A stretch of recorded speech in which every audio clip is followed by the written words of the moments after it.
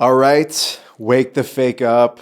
Robert Edward Grant in the house, fresh off of a trip from Egypt that I should have been on, but I was there in heart I'm and going to get spirit. you there, man. I'm going to get you there. Either later this year or next year, it's happening. I'm going to sign a Sure. contract today after we're done, officializing that. Okay. And there's no more wiggle room outside of that. Contracts are Cool. real, and we'll sign it with full intention. So you're fresh back from Egypt. Yeah. What's the vibratory field you're feeling right now? Because I suppose it's like coming from ceremony.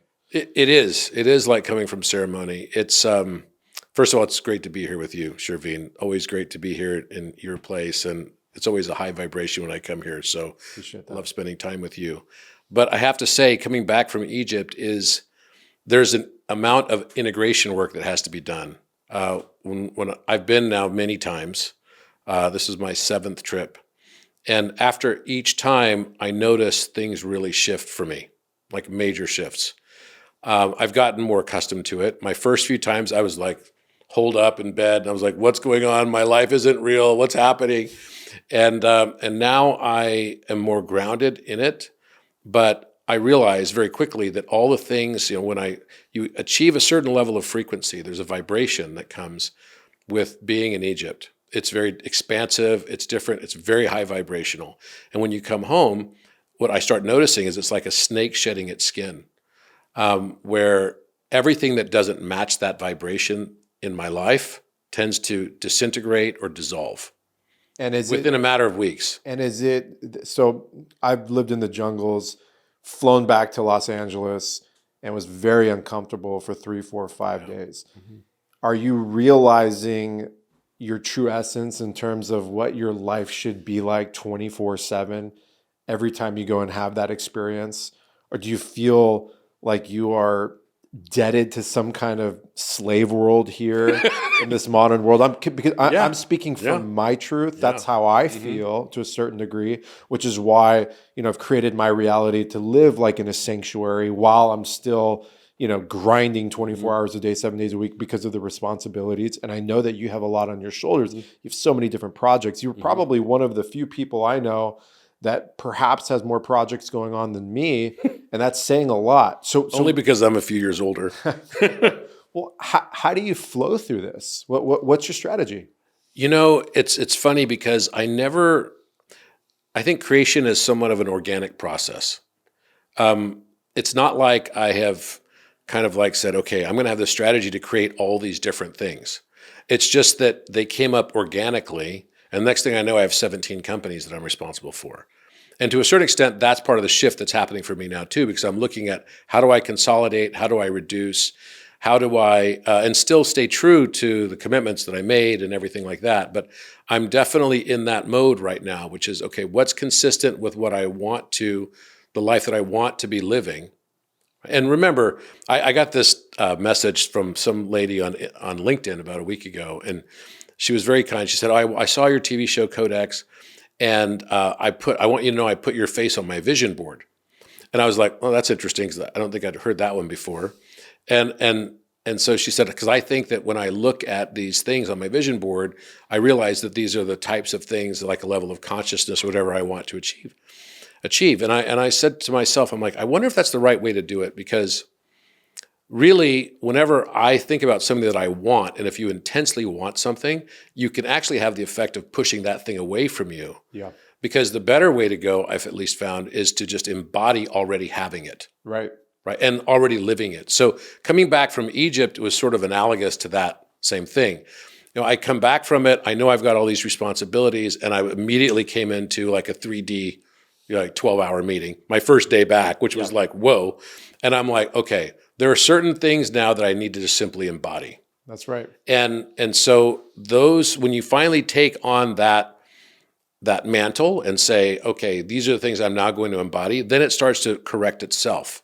I've noticed that as a trend as well. That parallels with detoxification. I always get, what are the proper forms of detoxification? How do I clean my body?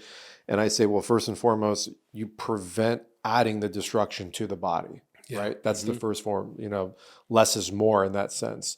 And so now you're piercing through and navigating your realm with a level of sophistication that I would say you've developed and designed within your intricate system based on your perspective of geometry, sacred shapes, frequency, sound, the quantum field, all of these different technologies that are universal to our internal coding. Are you feeling like you're living that reality, that neo perspective, seeing the program, seeing all the different terabytes within every communication?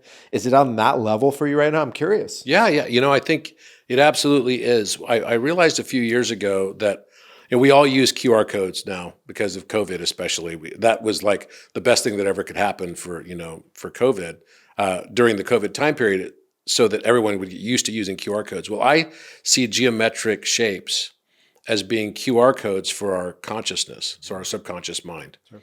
And they activate us. That's why it's become so popular to have geometric shapes. And even like what you've got this picture here with this incredible lotus around the head of Siddhartha, the Buddha. I think what we don't realize is how the subtle aspects of information are being downloaded into our subconscious mind just by observing such a piece of artwork. Right. And so I feel that that's around us all the time. And I just did a podcast recently with Lawrence Krauss, a very famous physicist whose research ended up in receiving 2 Nobel Prizes, one for dark energy, the other one for dark matter. And it was interesting because I asked him, I said, so how do you explain geometry? Because isn't that sort of a coherence of information theory? Because geometry is inherent to the entire universe. Everything is geometric. There's nothing that is not geometric. You could say that we live in a simulation that is based entirely on 2-dimensional right triangles. Right. Entirely. You could make the entire universe out of right triangles. And in that is inverse square law, which defines gravity and electromagnetism, all that is. Right. And it was funny because his dog started barking. And he said immediately, he goes, yeah, see, my dogs don't like the concept of geometry. And I was limiting? No, because I think physicists, although Einstein was a big advocate and elevated geometry in our mindset, because there's nothing that's not geometric, so it must be a geometric unification. Around matter and logic. Yes, around matter, logic, consciousness even. Right. So that everything, you could say that music is geometry that we experience with our ears. Mm-hmm. And geometry is the music we experience with our eyes. It's all founded on this geometric sort of model and shape. Yeah. And it's all based on ratio. Mm-hmm. So in 2 lines in geometry that connect to each other, if I put a right angle in between them, you can basically create the entire universe. Mm-hmm. And it's just a ratio of one line to another. And in that is a compression of infinite data. Because you could have an irrational value that is the ratio between those 2 lines, and that's infinite information. Right. Every conversation that has ever been had, every conversation that ever will be had, can all be found in the infinitude of a transcendental irrational number sequence. It will always exist. That's the nature of infinity. Right? So with that gnosis, what does that do for someone like you? What it does is it immediately connects me back to source. All the time, the realization that it's a creatrix that we live in. It's not just a matrix that someone is controlling around me. And instead of thinking of this as, why did this just happen to me? I realize that I'm actually interacting with the field around me every moment of every day. And that's defining my perception of it. And even those things that I think are bad that happen to me, I start to realize that maybe I chose it all. And if I chose it all, I start to ask the question, not why did it happen to me, but rather, why did I choose this? Mm. So it's connecting me moment by moment to source consciousness. So it's an empowerment. Oh, yeah. Versus victimhood. Yeah, no, I mean, victimhood to me is something, if you judge everything as, being related to causing you to feel like a victim, we will attract everything we judge until we no longer judge everything we attract. So that means you're a hammer looking for the nail of victimhood. You will continue to be victimized. Yep. So if you want to be victimized, then keep judging it in the world around you. Yep. It's impossible to actually climb out of that if that's how you see it. That's right. And I don't see it that way. I see it as what we consider and call destiny is just the free will of the higher self. And to me, that's a powerful realization because I have a higher self of me. that I'm connected to as well. That this illusion, the major part of this illusion here in this world, is this separation from source, or this discontinuity, or distance between you and I. Actually, you're a reflection of me. You came into my life because I was raising my frequency. And because I was raising my frequency, a series of events happened that you're a new reflection that shows up in my life. Yeah, this is the laws of resonance in the DNA field. So this is beyond just the law of attraction, like attracts like. There's actually a frequency that's coming off our reality, and that chimed into your reality like a signal almost, like how a cell phone signals off a radio tower through square wave radiation or whatever it's using. Very similar with human beings. So what's happening in our world right now in this modern mechanistic left brain algorithmic thinking, Ahrimanic materialistic thinking is we've kind of been depleted of this knowledge that's encoded within us. I think it's very ancient knowledge too. It's the most ancient form of knowledge, right? And no, and I think most of the people listening to this, they understand that. They understand it on a deep level. But let's open it up even further. Let's activate someone so they can then start seeing and feeling beyond just the beauty of the lotus, beyond just the beauty of what sacred geometry is. Because when I hold a crystal in my hand, I'm not just awing in its regalness. I'm seeing myself as the crystal. Yes. I'm feeling into the tuning of my body and realizing that I am a crystal myself. And you said something very similar, is that when the visual is so powerful, and that's just one sensory, right? We're not talking about the audio file, the smelling file, all of those things, right? The olfactory and all that stuff. The visual is pinging into my body. That crystal is now within me, just like we're looking at each other right now, and these lights are bouncing off the crystals in my face, and it's creating a fractionary coding system for you to determine what it is.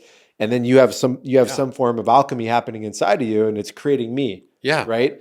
That is so profound that 99% of the population have no idea what we're even talking about, or have never even thought about that. Yeah. You have a light body. Your light body is based off of your DNA. And your DNA is the consequence of carbon, hydrogen, nitrogen, oxygen, and sulfur.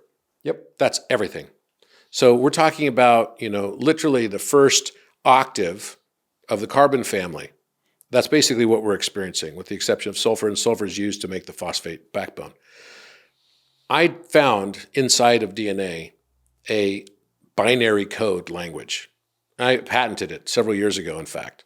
I mathematically analyzed DNA, and to a very simple level.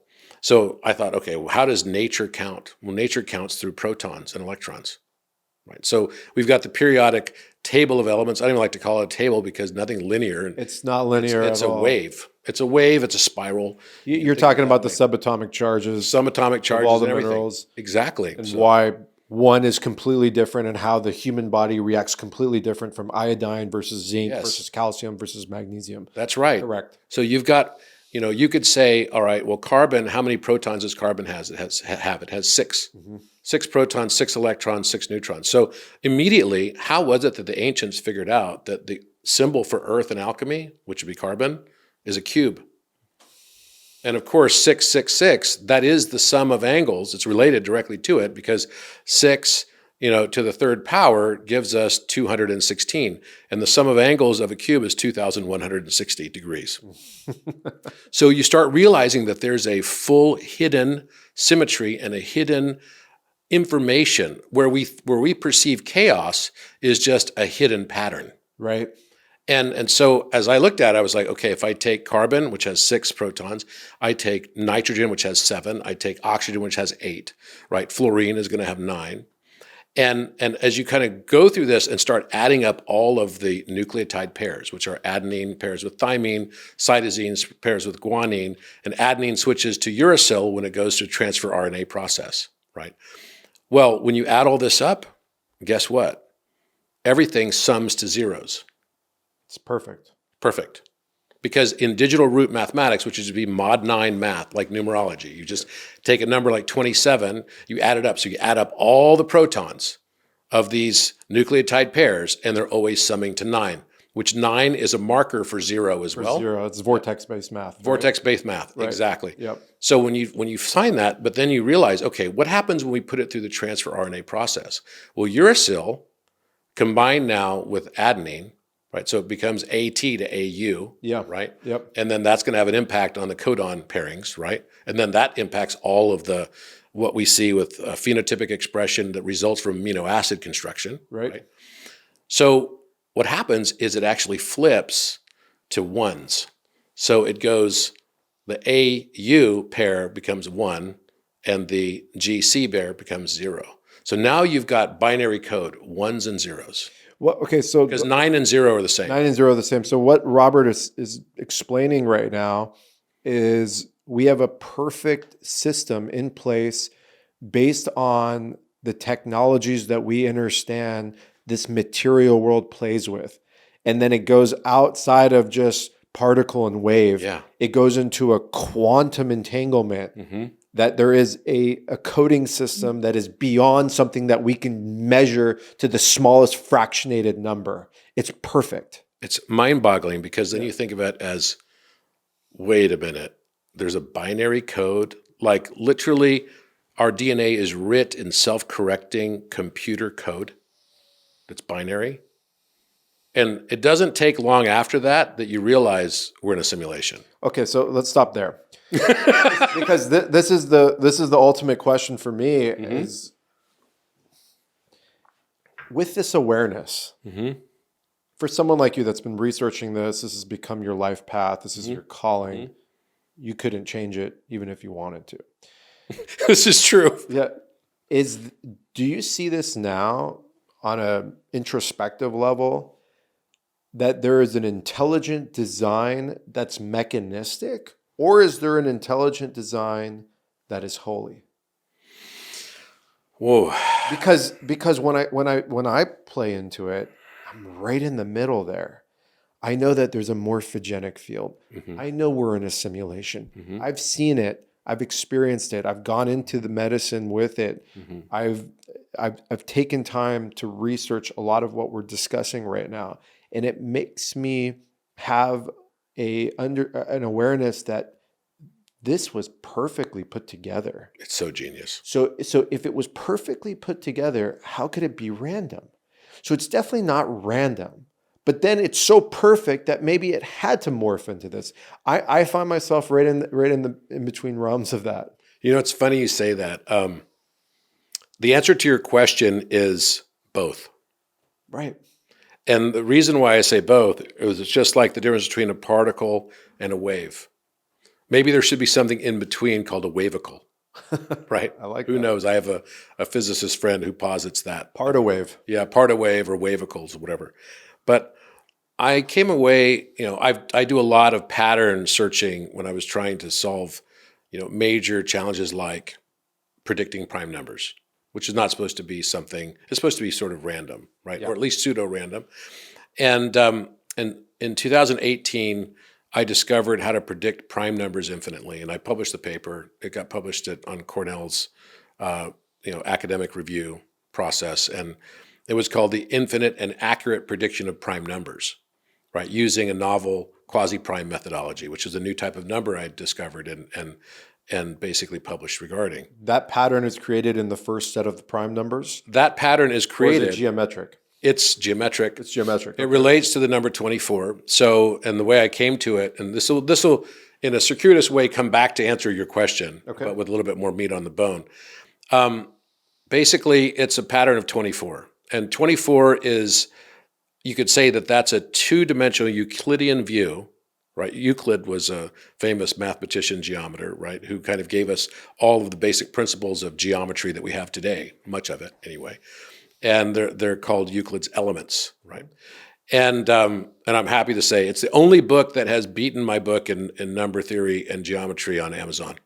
Every once in a while, like I'll get ahead of it and it beats me, but that's fine. Interesting. That's a good one to be beaten by. Yeah. And but basically, what I found was that every prime number after the number 3 So 5 and higher. So 5 and 7 are prime, 11 and 13 are prime, and 17 and 19 are prime, and 23 is prime, and so on. You can keep going up.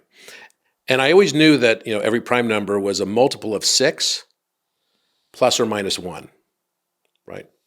And so I decided to do something a little bit different. And I said, okay, what happens if I square the prime numbers beyond 3? Because 2 and 3 don't act like other prime numbers. Mm-hmm. And so 5 times 5 is 25. So 5 is prime. Okay, so I have 25, then I have 49, because 7 times 7 is 49, and then 11 times 11 is 121, and then 13 times 13 is 169. And what I noticed was every one of the numbers were divisible by the number 24 plus 1, without exception. So that I tested that thesis infinitely and wrote a mathematical proof of it as well and proved it, that every prime number beyond 3 will have as its square, and it will always result in a number that's a multiple of 24 plus 1.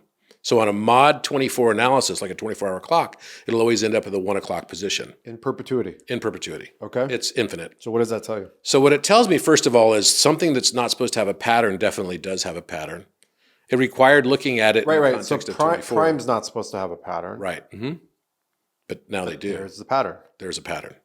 24 divisible by 24 plus 1. Plus 1. Yep. Okay, keep going. Okay, so then I was like, okay, so if prime numbers have a pattern, then maybe what we're thinking of as entropy or chaos or randomness is not random at all. It's chaos theory. Yeah, maybe it's just the limited viewpoint that we have because we are lacking the knowledge to see the larger pattern. So that was we're seeing it from a different vantage point. Seeing it from a different vantage point. And maybe it's something that all we have to do is zoom further and further out. Correct. And then what was seemingly absent, a pattern, is now actually an intricate, very complex, albeit patterned distribution. Okay. And so that's where I came to the conclusion. I was like, wait a minute. And how is this different than all human knowledge? So for example, 3,000 years ago, we're not supposed to have known pi. I believe many people did. But we're not supposed to have known pi because we don't have records and history books that tell us that we understood pi.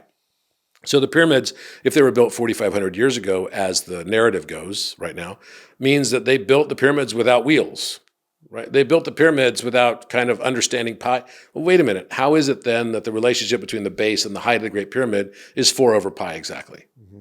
Please. There's no way. Right. So when I looked at this, I was like, okay, when we understood pi and we could then take that knowledge of a diameter has a relationship to a circle, that was an expansion of human consciousness. So we pushed the boundary condition of ignorance further out from us. But it wasn't that it was not patterned before we discovered it, or we certainly didn't invent it. The universe operates on principles of geometry. It's there regardless. It's there regardless. Whether a human acknowledges or not. So then who built it? Who created it? Right? And then I come to the realization that for people that want to see it as chaos, they will experience chaos. For people who want to see it as holy, they will experience the divine.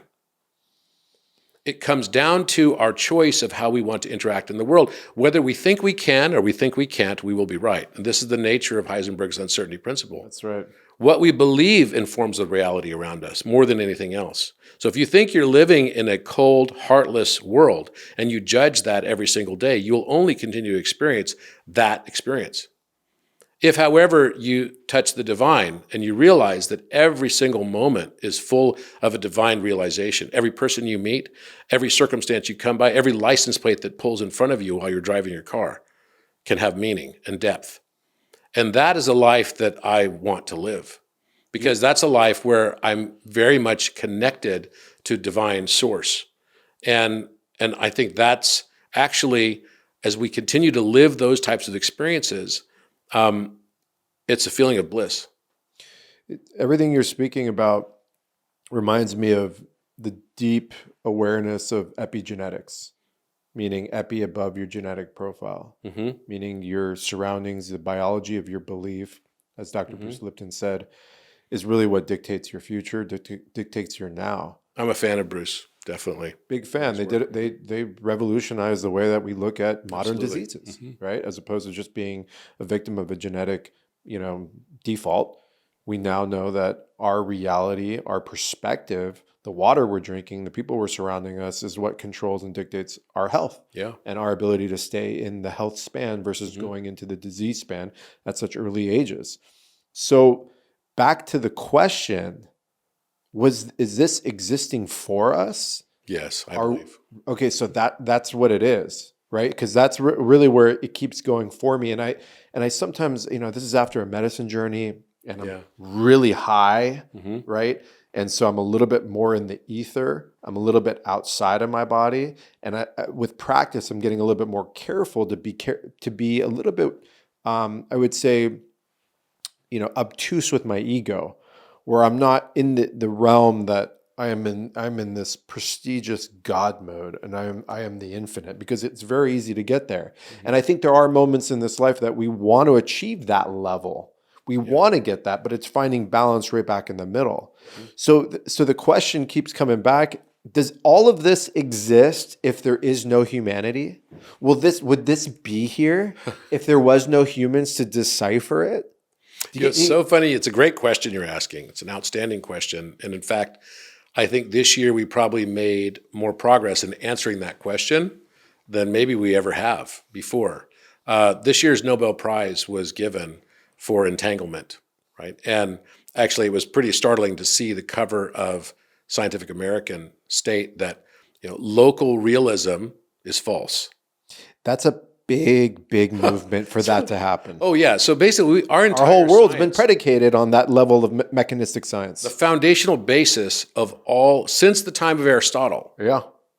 I would say up until Aristotle, you had Pythagoras, who had a massive, at least from what we know in our history books, and all of these Greek mathematicians and 7 liberal arts. Yeah. So, quadrivium, et cetera.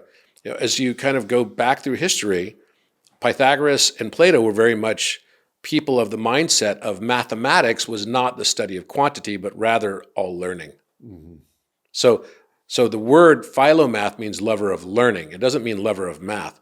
And You're talking about the love to discover yourself through it. That's right. Versus to quantify it. That's right. Yep. That's exactly right. Yep. It was Aristotle who limited it, because it was Pythagoras and Plato who both stated in different ways all is number. And it wasn't that, and there wasn't even numbers then.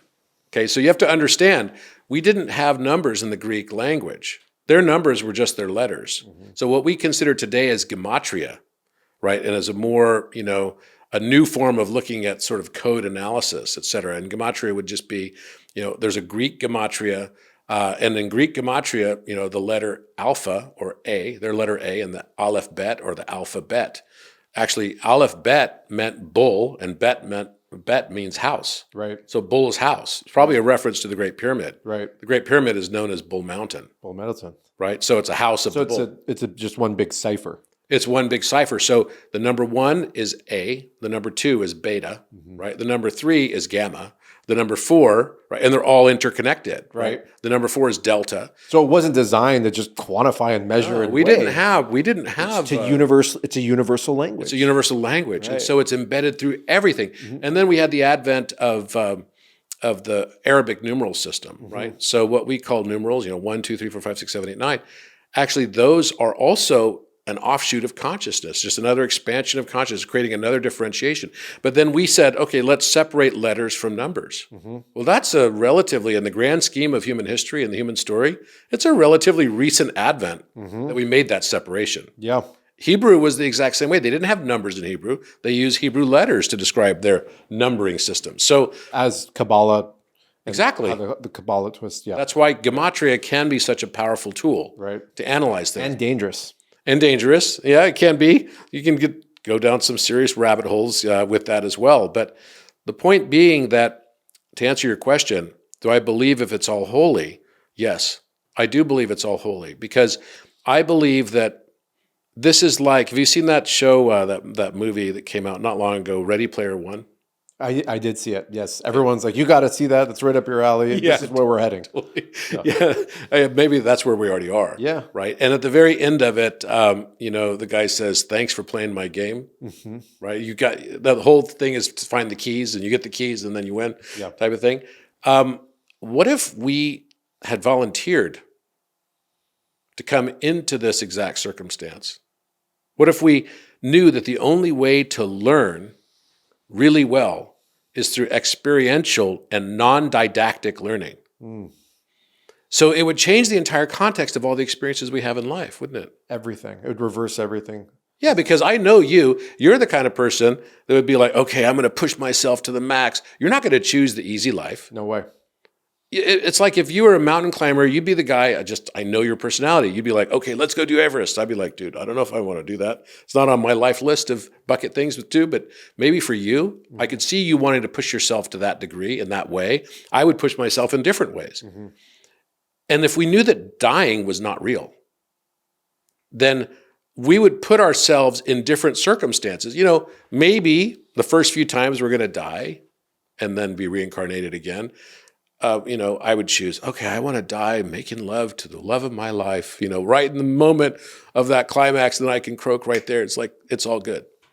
That might get boring after a few times. And then after like 5 or 6 times, maybe I'd say, you know what? I want to try different ways to die. I'm going to try something really epic. I want to die in a fiery explosion.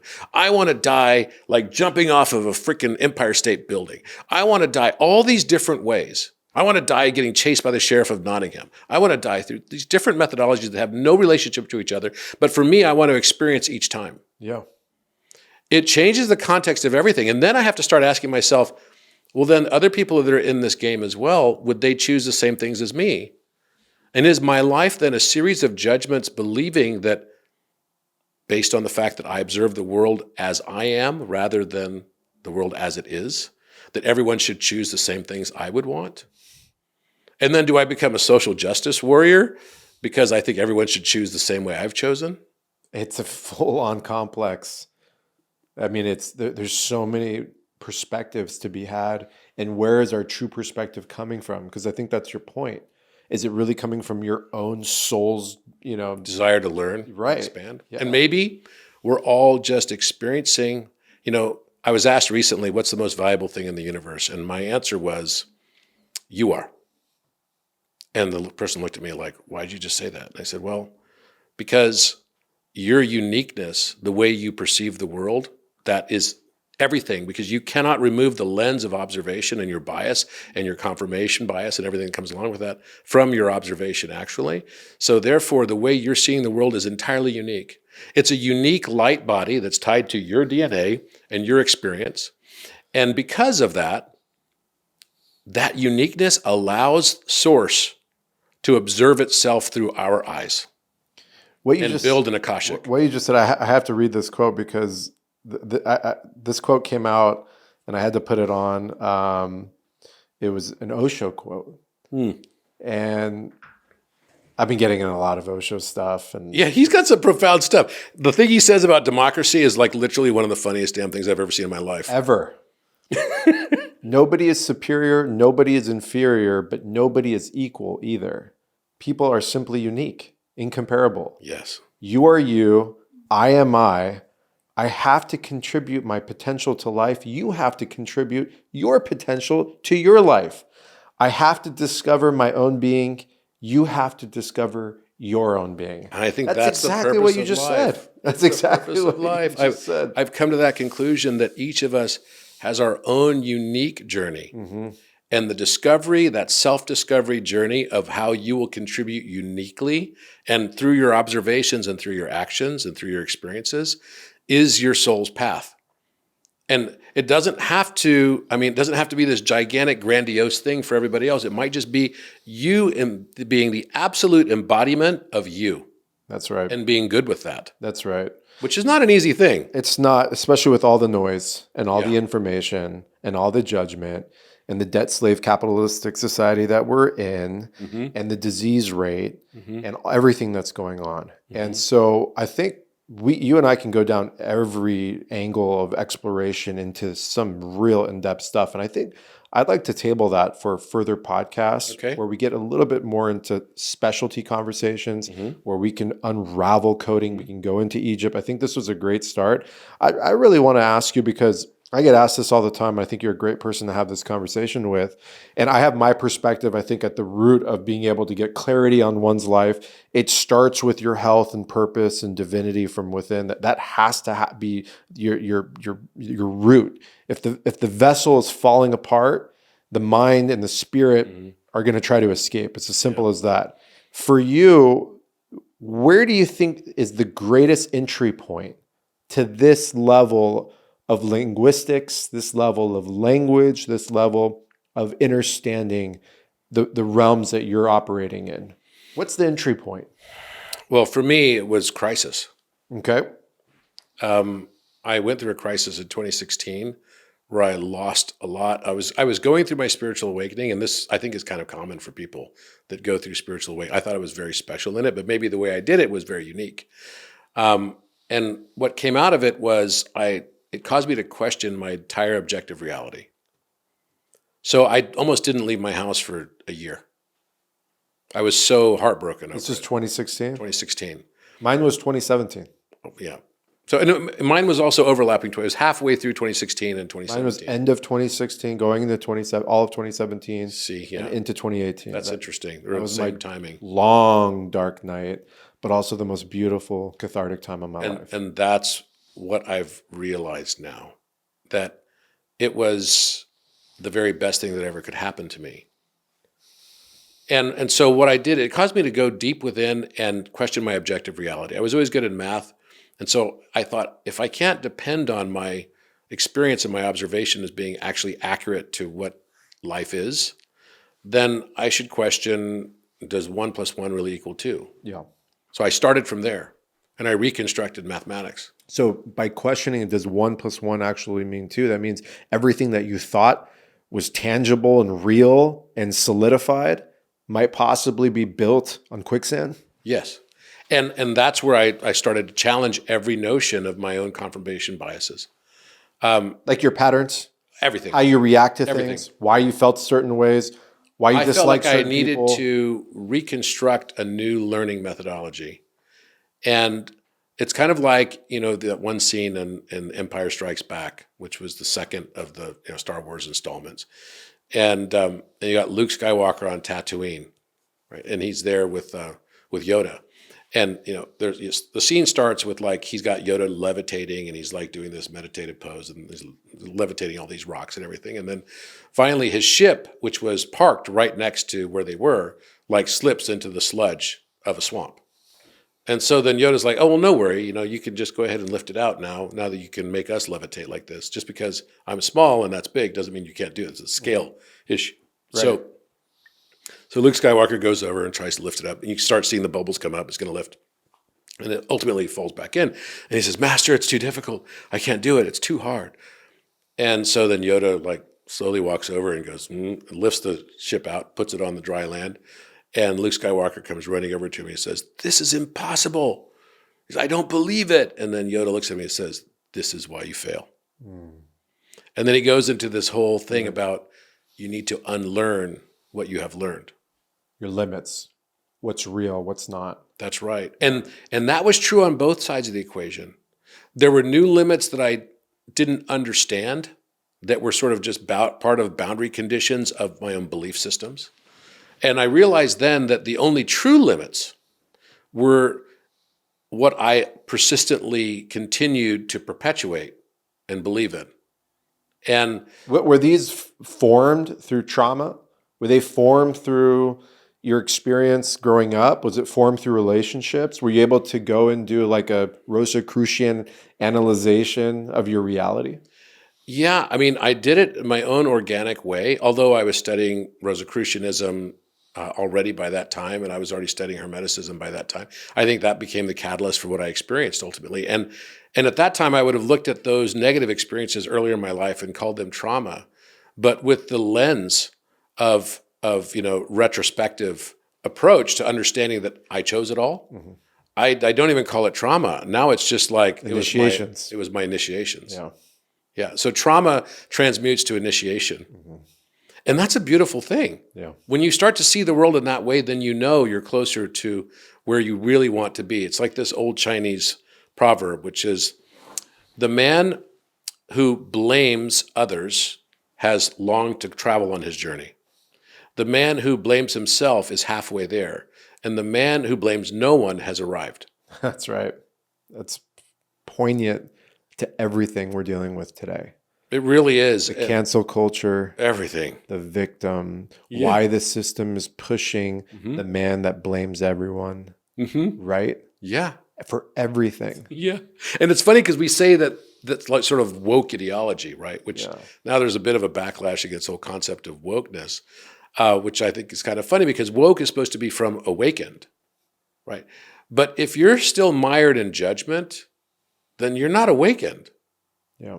You know, there's different levels of being awakened. You know, you probably saw the meme of Matthew McConaughey. It was hilarious. It's like the first scene, he's like, "Oh, my life is good. Everything's great." And it's like the stages of awakening. And the second scene is him like, "We're screwed. Everything is like going down." And he's like an Interstellar. It's a scene from Interstellar. He's crying. And then the next scene is like, the cabal is going to squeeze all the life out of you and like, you know, bleed you dry from this capitalism nightmare, you know. And then the next scene is him on a lawn holding a gun, and he's like, "Get off my lawn," right? And then the last one is like, "I've realized that the greatest revenge is to love everything and everyone." He's got long hair. He's walking along some beach. Unconditionalness. Yeah. Unconditionalness. And there's some truth to these different stages. There really is. And I think we've all been there. Yeah. Yeah. And you can go back and forth too. Yeah, of course. And inevitably we do. But it was pretty funny because when I started thinking about the concept of wokeness and I started looking at, okay, what are the things that kind of are accompanying wokeness? It's extreme judgment. Yeah. Judgment. Fear, right? Fear and judgment. If you're still judging and still calling everything as trauma, so everything that you experienced, or you're saying, "Oh, that's because someone else did this to you," or that's because you're not yet at that stage where the arrival is really realizing the only person to blame in all of your experience is you, and maybe it's not blame, maybe it's thank. And that's the beauty of it. Yeah. That's what you're talking about is real alchemy. We're not talking about, you know, turning material lead into gold. We're talking about the true philosopher's stone, which is the transmutation of all the victim, all the scarcity, all the things that have embedded into your DNA that you've now turned into your own reality, and just working through and I would say metaphorically and metamorphically turning into a whole new level of understanding of self. That is so true. And it's interesting because I just got back from Egypt as we started off the call. And about 2 weeks before I left to go to Egypt, I made kind of a new discovery about, and one of my hobbies is to understand Giza Plateau because it's so enigmatic. I wanted to understand what was the design. Were these pyramids built at the same time? Were they built, 100 years apart each, or were they built like as the narrative goes, which is that you have Khufu, who was the oldest of the family, right? And then you got a son and his grandson that built the other two pyramids. But then why would the grandson be happy? Was he just because he was poorer that he had the smallest pyramid, right? It just didn't make sense to me. Right. And then why would they match it up with Orion's belt? Right. What's all this about? So I was trying to figure out using the Greek method. So the ancient Greek method, they had 3 challenges in ancient Greece that all mathematicians, all philosophers always engaged in, all the way up until 1882. And what this was the 3 challenges mathematically were: how do I square a circle? How do I trisect an angle without measurement? Both cases have to be done without any measurement. So you can just use a compass and a straight edge, no measurement. And then they'd have competitions for this. And then the third was how to double the cube. So how could you perfectly double a cube? And these 3 problems are known as the impossible geometric problems. It can't be done. Except that Unless if you pair it with our cosmology. you can solve it. It's possible to solve it. And Leonardo da Vinci solved it. And this is what people don't know. He not only solved how to square the circle and how to double the cube and trisect the angle with the Vitruvian Man, which is one of the most famous pieces of art in the world. But actually what he was giving us was information related to the pyramid plateau, all in one encryption of one circle and square, which, by the way, didn't even match. They were not squared circle. It was not the same area. The area of the circle, if you use a radius of 1 unit for Leonardo's Vitruvian Man illustration is pi, and the area of the square is Euler number. 200 years before it was discovered by Napier or Isaac Newton, whichever you believe, discovered the Euler number. So this is kind of a big deal because, wait a minute. That changes their whole narrative. Changes the whole narrative. So I started, when I realized this and that he had embedded, if I take the line from the navel of Vitruvian Man to the upper right corner of the square, the length of that line proportionally is going to be the cube root of 2 compared to the base of the square being 1. And I realized that's how to double a cube. Cube root of 2 is how you can double the octave. How do you take an octave that starts at 10 hertz and get it to 20 hertz perfectly? If I use the normal ratio of the major third to do it, it would be 5 over 4 to the third power, except 5 over 4 to the third power times 10 gets you 19 and a half. It doesn't get you to 20. You're not doubling the octave. And to double the octave, you have to double the frequency. It actually has to go from 10 to 20 hertz. So what I realized was, wait a minute, every pyramid in its proportions, basic proportions of its base to height, is giving me another musical interval value relationship. Through its angle and measurement? The angle relates to it, definitely, but just the length of the base, 1/2 the base versus the height, is a right triangle. Yep. Right? And that right triangle is giving us the perfect Pythagorean musical intervals in every case. How did they measure that? They measured it just by, you don't even have to have a unit of measure. That's the beauty of it. It doesn't matter what unit of measure you use because it's a ratio basis. Okay. So if you look at the height of Menkaure pyramid, it's 5 over 4, right? And so that gives you the major third relationship. Right.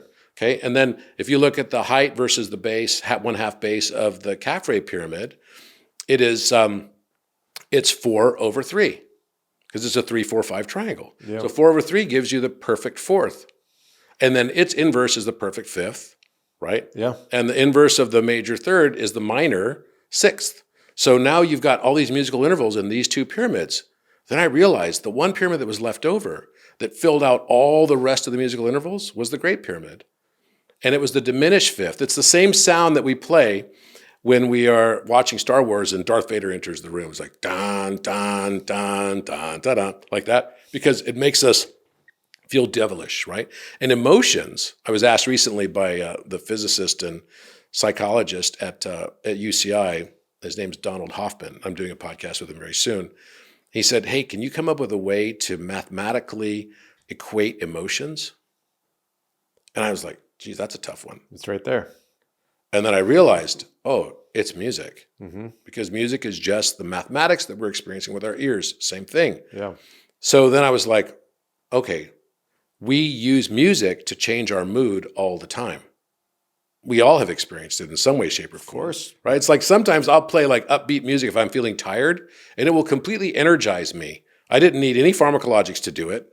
I didn't need, any stimulants or anything to get into a different mindset. Music is pharmakinetic. Yeah. Meaning you're creating your own chemicals through the auditory file and the vibratory of the cymatic. Yes, you're absolutely right. Yeah. And so then I thought to myself, and I was flying to the music capital of the world, arguably Vienna, or I was actually flying to Salzburg, where Mozart is from. And I thought to myself, okay, if I just take these ratios, because musical interval, nobody questions that actually has an impact on emotional states.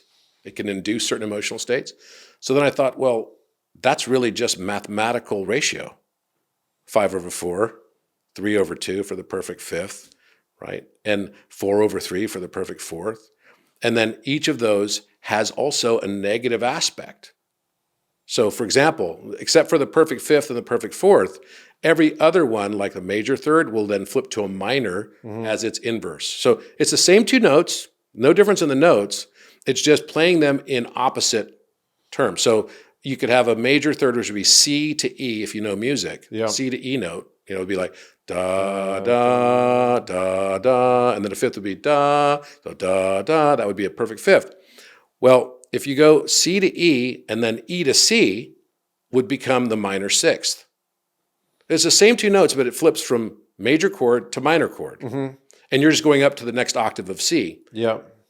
What that told me, and actually if you look at that chord, and then they interviewed people and asked them, how do you feel after you listen to the chord of C to E, and then how does it feel different to E to C, the next octave up? People said C to E gives them feelings of joy and love, and E to C gives them feelings of tragedy and heartbreak. Yeah. As a piano player, I know exactly what you're talking about. So isn't this kind of remarkable then? Because inside this is embedded time, because music is tracking time. Yeah. So in one direction, C to E, same two notes, is this beautiful chord of major chord, which everyone says makes them feel feelings of love. But inside that same chord is the seed of time going backwards, which is heartbreak, tragedy. So it says something very beautiful about our life experiences. The seed of happiness always contains within it the despair and the tragedy. It has to. It couldn't have it one way or the other. That's right. the beauty of us perceiving dualistic terms that are actually just the same thing. It's two sides of the same coin. And are we remembering? Are we experiencing it? Well, that's when I came to the conclusion. I was like, wait a minute. The Great Pyramids now, just between their base and their heights, are embedding all 13 of all musical intervals. Interesting. There are 13 musical intervals. The entire thing is a scale, you could look at it in a way, right, as the entire spectrum of sound. So when I found this, and I presented it in Egypt, when I found this, that the entire pyramid plateau was actually just all musical interval, which is then all emotion. And when we look at this architecture, it's coming into us just like looking at a geometric QR code, right? It's coming into us, and we're seeing this, and we're seeing that it is the full spectrum of light, because light and sound are the same thing too. It's just one is the absorption, the other is the reflection. Mm-hmm. And when I realized that one is a scalar wave, the other one is a transverse wave, I came to that realization. I'm like, wait a minute, this is about the rainbow body. Mm. It's realizing the full spectrum of light, the full spectrum of sound. And that once we can embrace that, I think we come to this world and we think the context of the world is one of judgment. We have to get really good at judgment. I'm going to be a really good businessman. I'm going to make the right decisions. I'm going to fire the right people. Hire the right people. I'm going to do all the right things, and then I'm going to be good enough, right?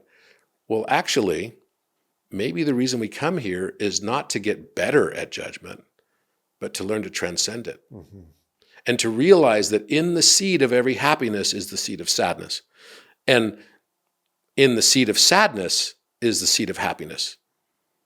We will always have this relationship back and forth. And it's just a function of us looking at time in a linear, unidirectional way, when actually time flows backwards just as much as it flows forwards. Everything is retrocausal. Mm-hmm. So this is why... This is Lao Tzu. Yeah. This is the way. This is the way. And this is why I used to think about my traumas. Mm-hmm. Now I see them as initiations. Right. And I realize that people think that I'm not someone who's a fan of this whole multi-worlds or many-worlds theory of like there's a different universe for every decision I made. Mm-hmm. It's just like too complicated for me to think like that. Sure. And I generally like, a degree of complexity in my analysis, but that's not necessarily one. But I do realize things like Mandela effects, right? Which I just posted on recently. And are you familiar with the Mandela Effect? Yeah. Of course. And it's this notion that millions of people remember certain events that never happened. Mm-hmm. And so how do you explain that?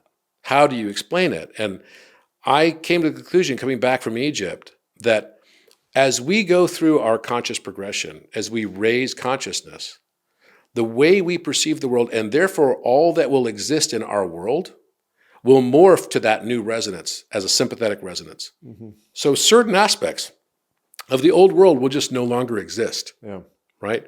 And so we can still have a phantom memory of those experiences, whether it's like Jiffy peanut butter or, the Keebler elf. Yeah, Luke, I am your father, which he never said that, right? It's funny, right? Keebler elf, there are all these things like that literally just like fall out of your new frequency. Mm-hmm. Because everything in your world around you, including time itself, is retrocausal. You're now in a new realm. Some people say it's collapsing. It's collapsing. Right. And certain things, just as The world around you that is no longer fitting your frequency will disintegrate and dissolve. That's right. It's also happening in the past at the same time because everything is retrocausal.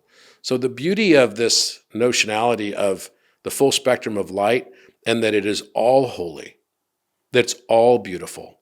We can learn to fall in love with this world. We're not here to learn more judgment. We're here to learn love. That's the realization I've come to, that life can be this blissful, everything that happens to you becomes a journey of love if you choose to see it that way. Mm-hmm.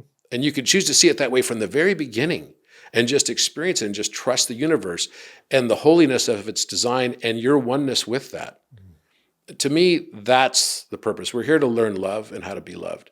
We're here to learn how to love and how to be loved. It's just those two things. I don't think it's more complex than that. I really don't. Yeah.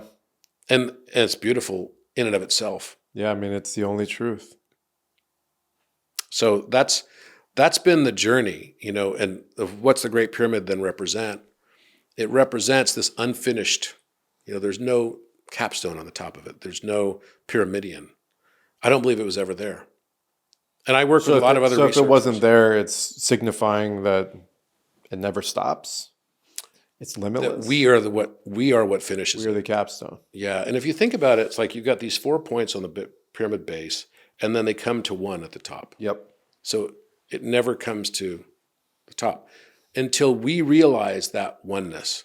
Mm-hmm. Once we can realize it, and I believe the pyramid is just a reflection of our own conscious progression. Right. As we find out more about who we are, find our journey, realize our own divinity, realize that everyone here, and some people will say to me, well, wait, dude, so you're saying that we're God? I'm like, well, I'm actually saying that everything is God. Mm-hmm. The entire universe, everybody in it. And if you still think that you're the only part of it because of all your sins, all the things that you screw up on, all the shame and guilt that you carry, that you're not God, mm-hmm. That's egoism. Right. Agreed. Yeah. That's actually very Christ-like in terms of your perspective of being part of the God and holding the God within you and the divinity within you. I think that's what he taught. That is what he taught. And it's like, he's like, dude, I was not saying come worship me. Yeah. Right. He's like, all of us can do this. That's what he was trying to say. Right. All of us have this ability. You all have this uniqueness within that's beautiful, but we have such a hard time looking beyond our own weakness, our own foibles, our own faults and circumstance, that we cannot see the majesty of the divine that's embedded within every one of our cells. Yep.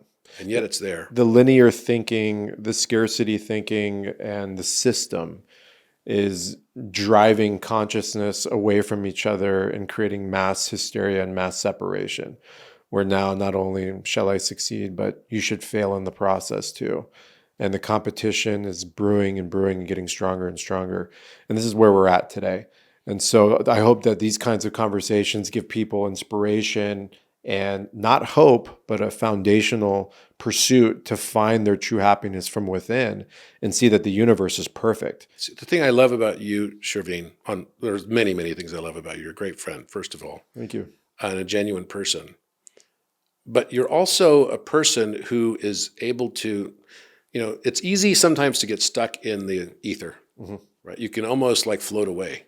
You come back from a trip like Egypt, and some of the people from my trip are like, I'm having like daily integration calls with people right now because they're all like, how do I come back to life now? I don't know what to do. I mean, this is so different. And we were only gone 2 weeks, so it's not exactly, But one of the things that I believe is something that I think you practice very well. First of all, exercise is really important to ground you.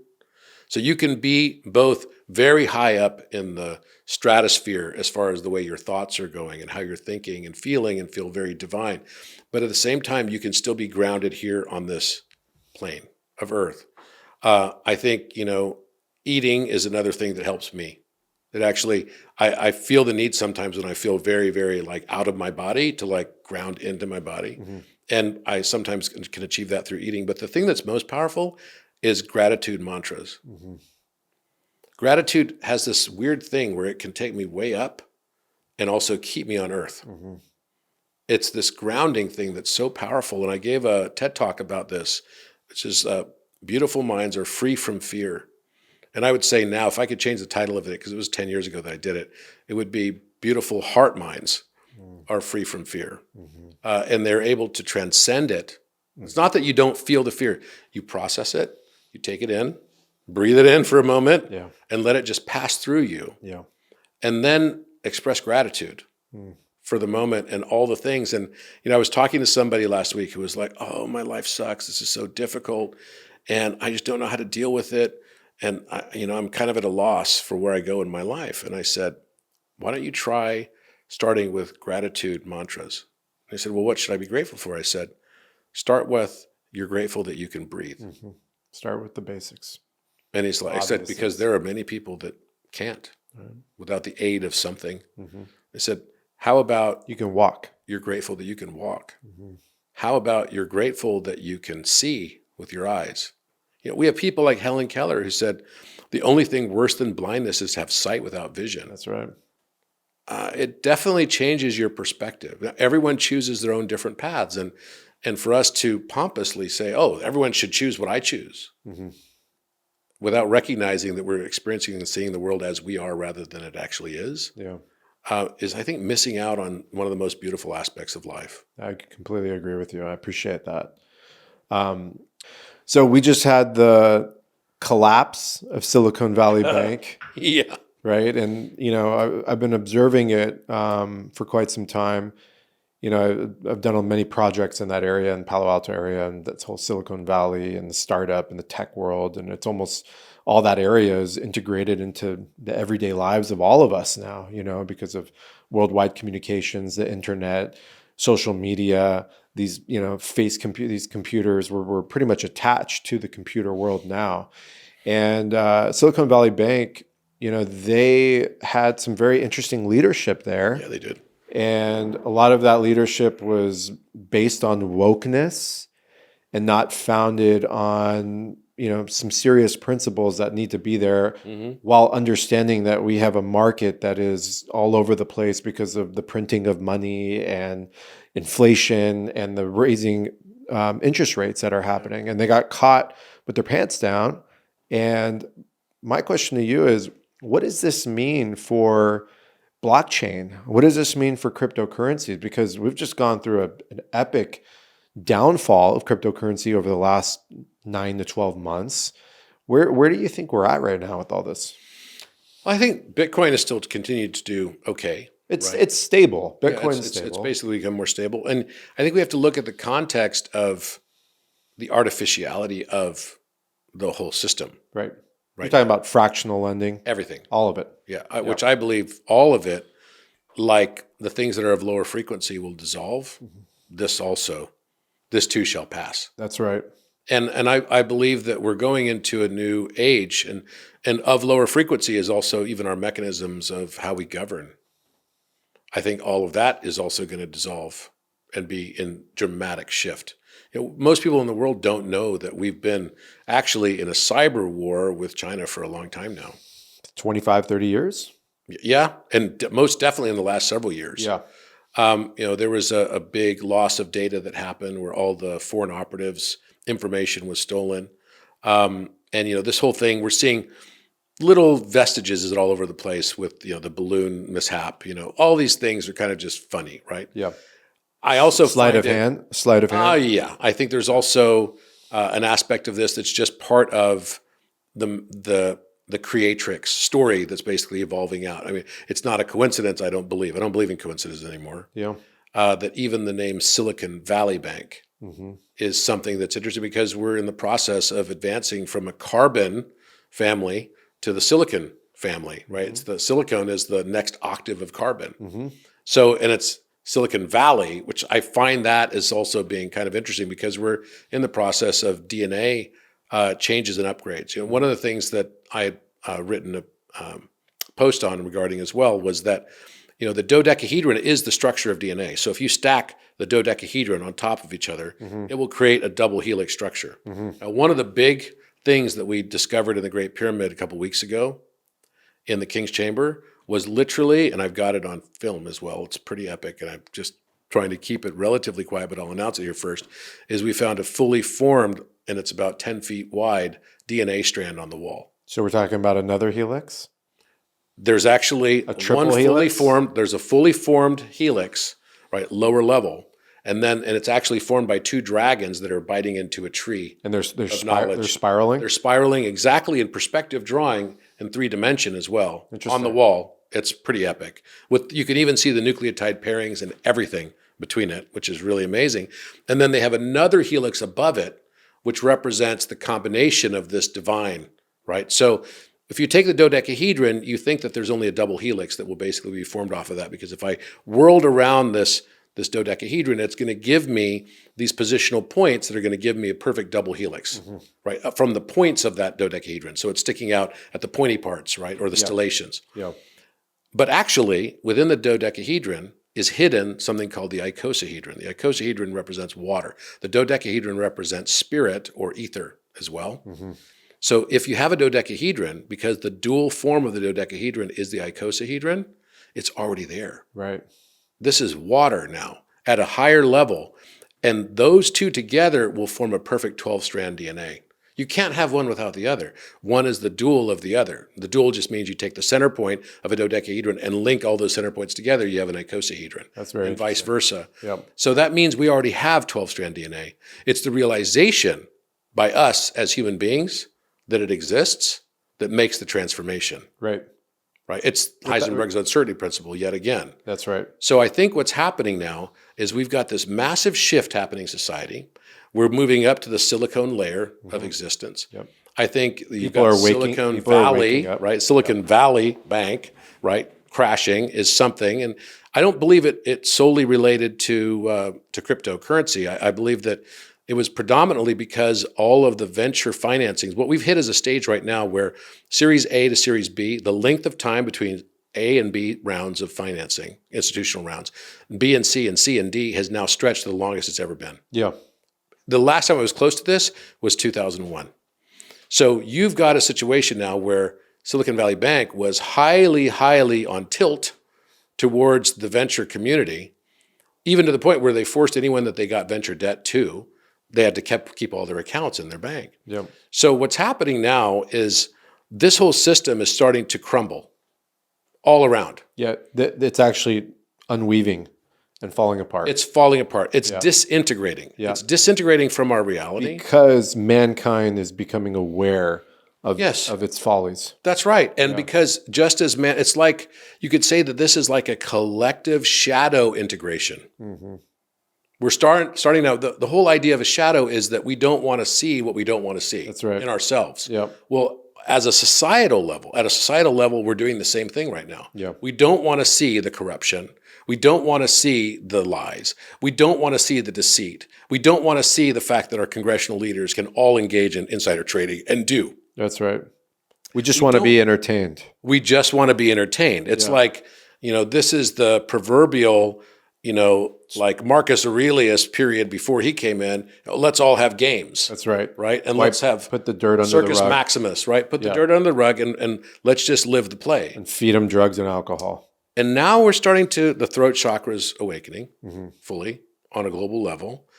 And because of that leads to us coming to confront these realizations. Saying, fuck this. Yeah.